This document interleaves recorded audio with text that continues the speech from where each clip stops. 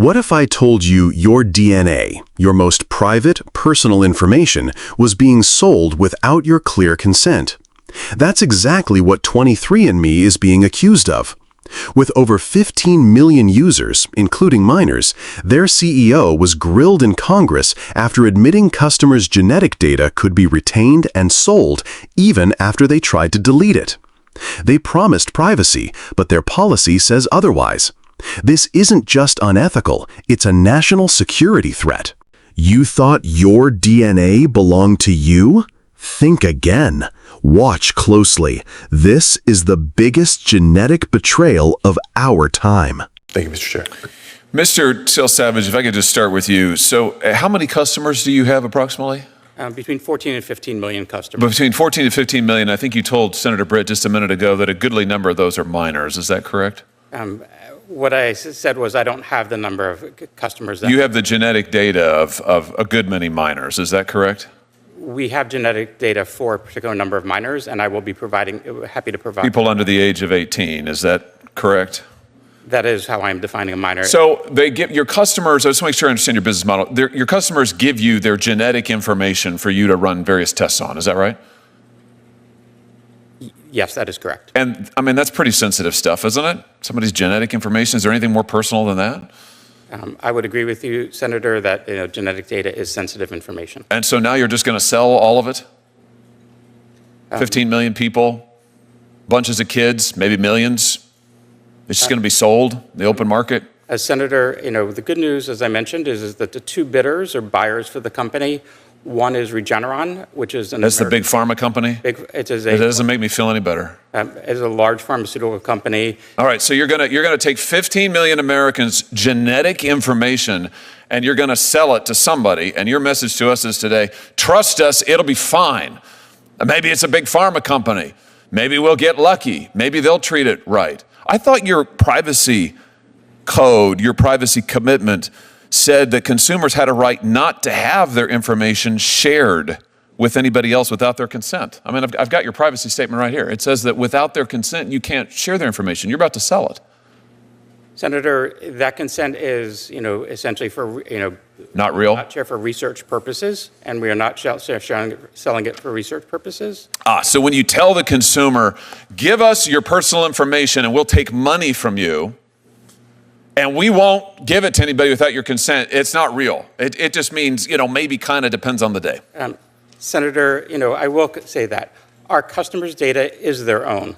They have the right at all times to access that information. They can edit it. Well, sure they can, but you're about to sell it to who knows who. They can't control it. You said to Senator Moody that consumers have complete control of their data. Complete.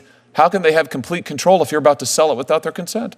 Senator, they can delete that data anytime up until the sale and after. Oh, okay. They can delete the data. Have you fixed the ability of customers to go on your website and delete it? Because right after you announced your sale, your deletion page went down. I hold in my hand here an article from the Wall Street Journal. 23andMe site goes down as customers struggle to delete their data.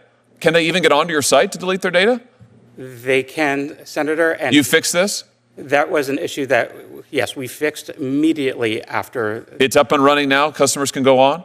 Customers can go on and they can delete their data. What happens when they go onto your site to delete their data? When a customer logs into their account at 23andMe, they go to their settings page, and there's a section there where just click delete my data. It confirms that they want to delete their data, and it's deleted automatically. Is that true? Let's take a look. Okay. When they go onto your page, they get an opportunity. It says permanently delete the data. So they click the button that says permanently delete the data, and then they get a notification that says your account is no longer accessible. How do they know if they can't access their account anymore? How do they know their data's been deleted? Because we send them a notification that their information has been deleted. You send it once, and how long does that take? Our policies state that, we will delete their data within 30 days, and in most cases, it is automatic and happens much quickly. And when you delete it, it's deleted. It's gone forever. All the genetic data is deleted forever, and yes. Really? Because that's not what your privacy statement says in the fine print. Let's read it. What your statement says is, we retain personal information for as long as necessary to provide the services and fill the transactions you have requested, to comply with our legal obligations, resolve disputes, enforce agreements, et cetera, et cetera. And then it goes on, 23andMe and or our contracted genotyping laboratory will retain your genetic information even if you choose to delete your account. Senator, 23andMe, it does not retain any genetic information regarding the consumer once they delete their account. We do. It says right here that you will retain genetic information, including date of birth and sex, even if you choose to delete your account. This is your privacy policy. I'm just quoting from it.